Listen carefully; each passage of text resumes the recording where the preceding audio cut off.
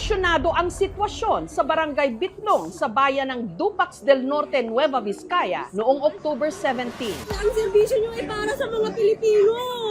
Sa itinayo kasing barikada ng mga residente para harangin ang mga empleyado ng isang mining company na nagsasagawa ng exploration sa kanilang bayan.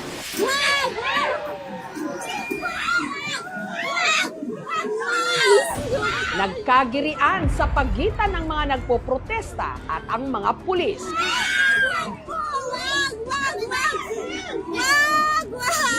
Tatlo sa mga residente, dinakip at pinusasan pa.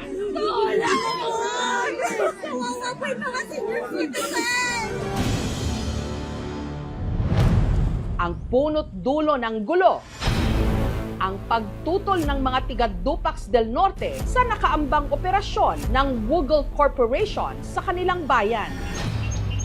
Hindi pa man daw kasi nagsisimula ang pagmimina. Nararanasan na ng mga residente ang mga masamang epekto nito. Nang dahil kasi sa mga ginawang paghuhukay para pag-aralan ang potensyal ng kanilang lugar para maging minahan, ang mga dapat sana'y aanihing luya ng mga magsasaka. Ma'am, ayan. Sira na. Nalusaw. Oo nga. Nabulok na. Hindi na mapapakinabangan. Hindi na, ma'am. Ito ang maanghang na isyong kinakaharap ngayon ng mga magsasaka ng luya sa tinawag pa man ding Ginger Capital ng Pilipinas. Nitong Lunes, bumiyahe ako pa Nueva Vizcaya para siyasatin ang issue. Dito pa lang sa kalsada, may mga makikita ng tarpaulin na nagpapahayag ng protesta ng mga residente sa pagmimina. Exploration permit pa lang yung ibinigay sa isang British company. Wala pang minahan dito sa bayan ng Dupax del Norte. Pero ngayon pa lang, tumututol na ang ilang mga residente. Ayaw nila ng minahan sa kanilang bayan. Doon po tayo papunta ngayon sa lugar kung saan meron silang kilos protesta. Dito sa sitio Naruron, muling nagtipon-tipon ang mga residente. Bagnan daw yung ako. Kumusta kayo dito? Ako. Ada brother tiang madam, Ay, tagatoy kami wan. masaya. Dagiti inang tayo madam ni nga nakasagana nga talagang lumaban iti ko Wan. Kahit senior citizen po sila, handang lumaban po mga yan. Attorney, ano po mangyayari ngayong araw na to? Andi dito po kami ngayon dahil nga meron po kaming prepare na papeles, legal na papeles na pipirmahan ng mga naririto. May permit to explore na yung Google. Opo. So ang balak nyo, Ay, may petition. hinihingi namin na ito ay may i-withdraw yung Okay. permit dahil maraming violation si Google.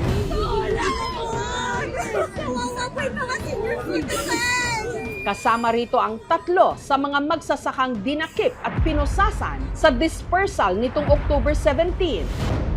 Ikwento nyo nga ho, ano nangyari sa inyo nung nagprotesta ho kayo? Nasa gilid po ako, hinablot ako ng Google company po. Dinala ako nun sa maraming mga pulis po. Pandak yan si polis, yun naka-standby na polis. Kaya ka pinusasan. Ay, pinusasan ka. Apay ka no, yung bagada nga rason. Yan guilty ko na, kwanti na rin. Dito yung barikata. Nakaharap po kasi mga senior citizens. Dinidepensahan ko sila kasi habang umaabante yung mga pulis, sila yung naigipit. Kaya medyo nasa harap ako. Hinihinatak ako. Doon ako pinagtulungang hawak-hawakan. Parang pumalag pa naman po ako noon. Pero nung talagang napusasan na po ako, doon na po ako kumalma. Para ma-implement namin yung TRO, kailangan lang gumamit ng reasonable force para mapalis yung mga nagbabarikada doon po. Anong masasabi nyo sa ginawa sa inyo? Habang kinakapanayam ko ang mga residente, Sana po ma-actionan po.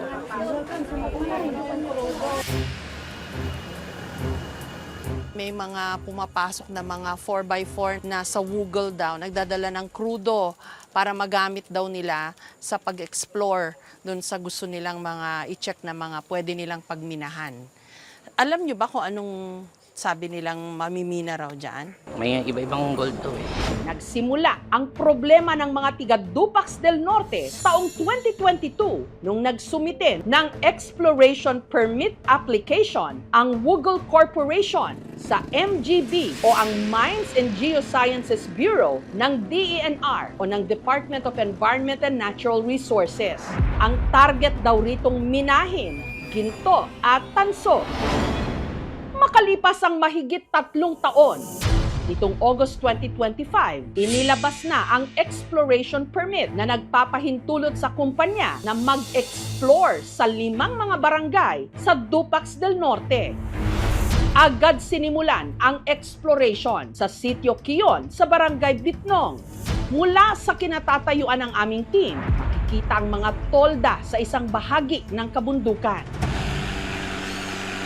Maririnig din ang tunog ng mga makina habang binubutas nila ang bundok. Sa kabilang bahagi naman, may mga nakatayo ring asul na tolda. Ayon sa mga residente, yon ang mga lugar na na-explore na raw ng Wugol. Sa proseso ng exploration, naguhukay at nagbubutas sa lupa para makakuha ng mga sample. Susuriin ito para malaman kung saang parte ng bundok mayaman sa mineral. Pero kahit mga hukay pa lang ang ginawa sa Sitio Kiyon, nagdulot na raw ito ng perwisyo sa mga taniman. Isa sa mga naapektuhan ang magsasakang si Tatay Gregorio. Luya ang itinatanim ni Tatay Gregorio, katulad ng maraming mga magsasaka rito. Wala na akong pagkunan ng punan. Wala naman magpautang at ganitong hirap nga. Di balik ako mawalan ako ng kalabaw. Basta may maitanim sana akong luya. Pero dahil sa isinagawa ritong exploration, karamihan sa mga aanihin sana niyang luya Oh, ulok na. Pagka nangitim na ma'am yan, wala na. nabulok at nalusaw. Ito na, nanilaw na. Hindi niya na lang inani kasi nasira na eh. Nasira na. Pagka nagdilaw na ito ma'am, wala nang, hindi ko nalinisan. Sayang rin lang ang pagod ko. Bulok naman. Ah, oo nga. May uut na. Nabulok Ayan. na. Ang epekto Hindi na niyan. mapapakinabangan. Hindi na ma'am. Ano nangyari po dito sa inyong taniman? Nagtabas po sila ng daan dyan. Hindi naman lang pinaalam. Ngayon sinabi ko sa kanila, trespassing pa kayo, bakit hindi niyo pinaalam sa akin? Ano bang ginawa daw ho dito sa ano nilagay? Nagbutas dyan ma'am, linagyan ng yung ayodel na parang asin daw. Tapos yung kuryente, dinanan dyan sa gitna. Tuloy doon, nagbutas na naman sila dyan sa may tubigan ko. So sa ilalim ho nito may mga butas na ho. Maditik daw ma'am kung merong ginto sa ilalim. Tapos sabi niyo ho may pinadaan din ho silang mga kable ng kuryente? Meron ma'am, dito dumaan dyan sa gitna ma'am. Diretso doon. Could be possible na ang activities na yan yung nagkakos, especially with the salt. Ang salt kasi nakaka-affect siya sa absorption ng plants if nagiging saline yung water. 5 dekada nang nagsasaka si Tatay Gregorio. Ito na yung mina, ano masasabi niyo ho? Ay ayaw po namin sana para hindi masira itong kabuhayan namin ma'am. Ay paano yung mga anak ko, mga apo ko. Sa dami ng anak ko talaga kulang pa ito, anay pamana ko sa kanila. Sa Humonhon, ganito rin yung problema doon. Yung kalamansi naman doon, yung pinoprotektahan nilang, pangunahin nilang produkto. Dito naman sa Dupax del Norte, luya. So parang laging laban ito ng mga maliliit, laban sa mga malalaki. Dahil sa pagkasira ng kanyang mga pananim, humihingi ngayon siya ng danyos mula sa Wugol. Pinabayad ko. Halos nangyak-yak na ako doon sa opisan nila, maawa naman kayo. Biniyari din ng 90. Ang hinaing ni Tatay Gregorio at ng iba pang mga residente, walang konsultasyon sa kanila bago inilabas ang exploration permit ng Wugol Corporation. Nag-consult ho ba kayo nung kumpanya? Wala. Kwento po ni attorney, ang claim ng kumpanya ng Wugol nagpa-consult naman daw sila, nag-comply daw sila doon. Wala pong nangyaring genuine consultation, madam, kasi nga po, ang ginawa nila, halimbawa po dito mismo sa Porokyon na ito, nagkaroon ng presentation, magpe-present lang yung kumpanya, pero nung kakain na po sila, kumuha sila ng listahan daw ng mga kakain. Pero yun na yung ginamit nila. Panlilin lang yan kasi walang actual, genuine public consultation po na nangyari talaga. Isa sa mga pumirma sa di umano attendance sheet ang magsasakang si Rodolfo. Ma'am, naghikayat sila ng maraming tao na sabi nila may watwatan daw sa barangay hall. Watwatan at pakanda. At magpakain. Pinapirma kami para alam nila yung papakainin nila. Yun pala ang gagawin nilang consultation. Bakit ho ayaw nyo ng minahan dito sa inyong Ay lugar? ma'am, marami akong napuntahang mina, nagtrabaho ako, hindi man umasinso ang buhay ko. Saan na ho ba kayo nagtrabaho? Nakarating ako ng Zamboanga ma'am, nakarating ako ng Surigao, nakarating ako ng Butuan, nakarating ako sa Bulacan. Minero Oo, ma'am. din ho kayo.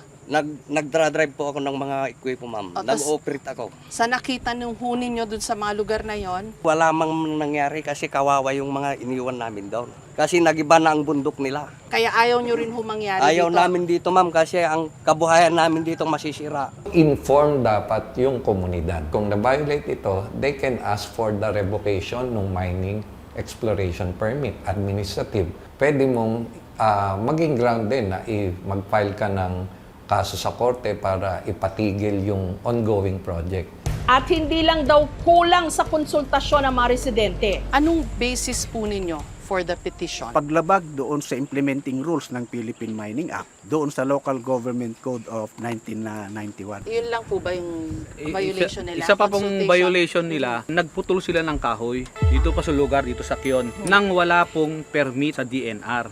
Kung sa bayan ng Dupax del Norte, hinaharang ang pagpasok ng minahan, sa ilang karatig bayan, meron ng 2 large-scale mining na ilang taon nang nag-ooperate. Sa Barangay Runruno sa bayan ng Quezon, naroon ang FCF Minerals Corporation. Pinahintulutan nilang aming team na ikutin ang kanilang mining site kasama ang ilan nilang tauhan. Ang minimina nila rito, ginto at molybdenum, chemical element na inihahalo sa bakal para mas maging matibay at hindi agad kalawangin. October 2009 daw nung nabigyan ng FTAA o ng Financial or Technical Assistance Agreement ng MGB ang FCF Minerals. Ang sakop ng kasunduan, mahigit 3,000 hectares sa Barangay Runruno. 2016 naman nung nag-operate ang kanilang open pit mining. At mula raw nung nagsimula ito, malaki ang ipinagbago ng lugar. Mula 2009, ang bundok nahukay, napatag at nakalbo. Or progressive rehabilitation. So first po, yung una ay yung slope stability or slope stabilization. Pangalawa po ay yung planting ng mga fast-growing trees. Yun po yung una naming mga tinatanim. So this serves umbrella tree po. Total rehabilitated na po namin is nasa 72 hectares na po. Sa pagsisiyasat ng aming team, na lamang ang FCF Minerals, subsidiary ng kumpanyang Metals Exploration PLC na nakabase sa United Kingdom. Sa isang pahayag, nilinaw ng FCF Minerals ang ugnayan nila sa Wugel Corporation at kung magiging expansion ba ito ng minahan. Ang FCF Minerals Corporation at Wugel Corporation ay mga affiliate companies sa ilalim ng iisang grupo. Sa kasalukuyan, ang aktibidad ng Wugel Corporation sa Dupax del Norte ay exploration lamang. Dito naman sa Barangay Didipio sa bayan ng Kasibu, nag-ooperate ang Oceana Gold. Ang kanilang minimina, ginto at tanso. Ayon sa nakalap na dokumento ng aming programa, taong 1994 pa raw nag-ooperate rito ang Oceana Gold sa ilalim pa ng Administrasyong Ramos na ang tawag noon Climax Arimco Mining Corporation. Pero ang kanilang kasunduan napaso na raw noong June 2019, ni-renew July 2021 sa ilalim na ng administrasyon ni dating Pangulong Rodrigo Duterte. Kaya tuloy ang kanilang operasyon hanggang ngayon. Katulad ng ng FCF Minerals, malawak rin ang lupa at kabundukang sakop ng Oceana Gold. Sa drone footage na ito, makikita ang lawak at lalim ng hinukay na pit mine, bagay na nakaapekto na raw sa maraming residente, katulad ng magsasakang si Angelina. Yung tubig namin parang lumalabas ang may puti-puti at saka namamantika yung tubig. Tapos yung inumin namin parang iba ang lasa. Hindi na kami nakapagtanim ng palaya kasi walang tubig. Kung wala kami namang pagtrabahuan, talagang utang talaga. Sa ipinadalang pahayag ng Oceana Gold, sinabi nilang nananatili silang tapat sa bukas na komunikasyon, sa ligtas at responsableng pagmimina, at sa patuloy na pakikipag-ugnayan sa kanilang host at mga karating na komunidad para raw matiyak ang sama-samang pag-unlad at pangangalaga sa kalikasan. Ang ganitong nangyayari ang gusto sanang iwasan ng mga tiga Dupax del Norte. Kaya nagbarikada sila. Hinarang ang mga sasakyan at empleyado ng WUGL na labas-masok sa sitio Kion. Gayunman, nag-apply ng TRO o ng Temporary Restraining Order ang WUGL sa korte. Sa inilabas na TRO ng Regional Trial Court Branch 30 ng Bambang, pinigilan ang mga residente na maglagay o gumawa ng harang sa mga daan papunta sa exploration sites. Bagay na nagresulta sa girian at dispersal nitong October 17. Hanggang October 30 lang kasi yung permit. yung TRO. Pagka wala pang na-release na preliminary injunction yan, pwede na silang magbarikada ulit. Kaya ho sila nandito ngayon dahil inihahanda na namin yung aming petition para sila ay pumirma. We strongly stand against the mining. Ang simbahan po nakikinig po sa hinaing ng ating mga mamamayan, lalong-lalo na mga farmers. Ito po ay isang napakalaking issue na kung saan ang ating mga kababayan ay mas lalong maghihirap dahil po mawawala sa kanila ang kanilang kabuhayan. Sinasabi ho nila meron naman daw mga responsible miners. Di po kami naniniwala sa responsible mining. Alam din po natin na kapag po nasira po yung kabundukan, hindi na po natin may babalik sa dati. The Vice Mayor and the members of the Sangguniang Bayan, pumayag sila na pumirma doon sa petition for cancellation of exploration permit ni WUGL na ifa-file nila yan doon sa MGB sa Manila. Except the Mayor. Hindi po namin kailangan ng mina dito sa bayan ng Dupax del Norte. Ang masasabi ko po ay marami lang po ang hindi nakakaintindi sa mga actions namin bilang municipal officials. Yung pagbisita ng WUGL sa bayan namin is hindi naman po illegal. Pinapalabas po ng ibang tao na dahil po sa certification na yun na-approve yung exploration permit. Kaya ko po ginawa yun ay meron naman pong nangyaring meeting doon sa Sangguniang Bayan. Kaya I certify it nangyari. Ayaw namin na mamimina yung aming lupa. So that's why I filed the House Bill for the expansion and protection of the watershed. Kasi that area, hindi pa covered ng watershed yan. Kinuha na rin namin ang panig ng WUGL Corporation sa pamagitan ng affiliate nito na FCF Minerals, pero hindi sila nagpaunlak ng on-cam interview. Gayunman, naglabas sila ng statement. Ang paratang na nalinlang ang mga barangay representatives at ginamit ang attendance sheets bilang pahintulot para sa aplikasyon ay hindi totoo. Attendance sheets when used serve only as records of presence in meetings or IECs, not as consent or legal endorsements. Sinagot din ng WUGL ang aligasyon ng anti-mining group na walang nangyaring konsultasyon bago inilabas ang exploration permit. Taliwas ito sa katotohanan. Bahagi ng aming naisumiting requirements sa MGB Regional Office ang mga Certificate of Consultation mula sa Sangguniang Bayan ng Dupax del Norte at 4 na barangay na sakop ng proposed area bilang pre-approval requirements. Sinubukan din naming kunan ng pahayag ang DENR MGB at sa isang statement, sinabi nilang hindi nararapat sa ngayon ang agarang pagsuspinde sa mga aktibidad ng exploration dahil hindi raw napatunayan ang mga aligasyon ng malawakang pagputol ng puno at panghimasok sa mga lupain doon. Samantala, ayon sa datos, mula 2021 hanggang 2023, hindi umabot sa 1% ang kontribusyon ng pagmimina sa GDP o Gross Domestic Product ng Pilipinas. Ibig sabihin, hindi malaki ang nakukuhang benepisyo mula sa pagmimina. Kaya ang tanong, sa pangkalahatan, nababalanse nga ba ng mga minahan ang naidudulot nilang pagkasira sa kalikasan? Ang magbe-benefit lang nito actually ay yung proponent ng project o yung korporasyon na nagtutulak nito. Paano magkakaroon ng responsible mining kung ang impact mo both socio-economic at sa human rights at maging sa kapaligiran talagang malaki. Sa pagmimina, ayaw ko talaga at masisira itong kabuhayan namin dito. Saan kami pupunta? Kutkutin man sa ilalim, o mawalan kami ng tubig. Maski titira kami dito sa ibabaw, ay kung gumuho yan, di malilibing kami ng buhay. Kailangan bang mawasak ang mga kabuhayan at kalikasan alang-alang sa pag-unlad? Oh, ito na ang tunay ginto. Oh, kahit di ka na magmina. Oh, ano talagang ginto? Kapag naubos ang lupa at nalaso ng tubig, paano na ang kinabukasan?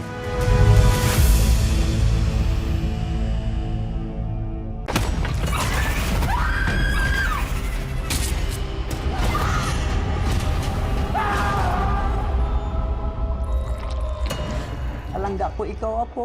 Alangga ko man, Kaula. Ba't ka nagsiman? Naharap ko to eh. Para kay Lola din. Hindi ko na ho alam, hindi ko naiintindihan kung anong nangyari sa kanya. Makakasiguro kayong gagawin namin ng lahat para sa kanya. Wala ka ba talaga nakita, Abner? Wala ka narinig? May gumagala na berbalang dito sa atin.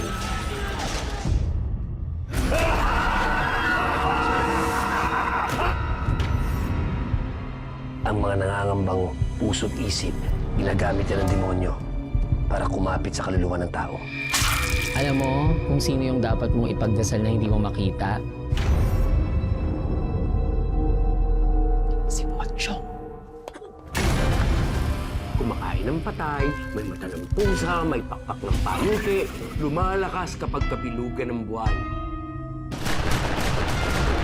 Mag-iingat ka sa masusunod mo sasabihin. You know about the Pochong? Please refrain from talking about Pochong. Do not attract its attention. Father Rex, yan po bang pinakamatinding sanib na naharap ninyo? Hindi ako titigil hanggang hindi ako nakapaningin. Hindi tayo papatay. Kakampi natin ang Diyos. Huwag sumapakita sa akin! Ha? Masusunod ang kaluluwa mo, Silvierno! Mapatawad ang Diyos sa lahat ng lumalapit sa kanya!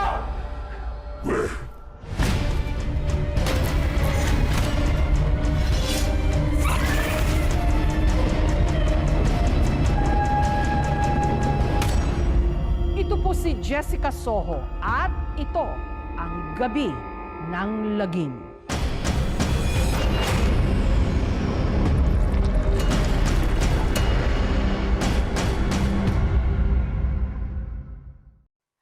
Thank you for watching, mga kapuso. Kung nagustuhan niyo po ang videong ito, subscribe na sa GMA Public Affairs YouTube channel. And don't forget to hit the bell button for our latest updates.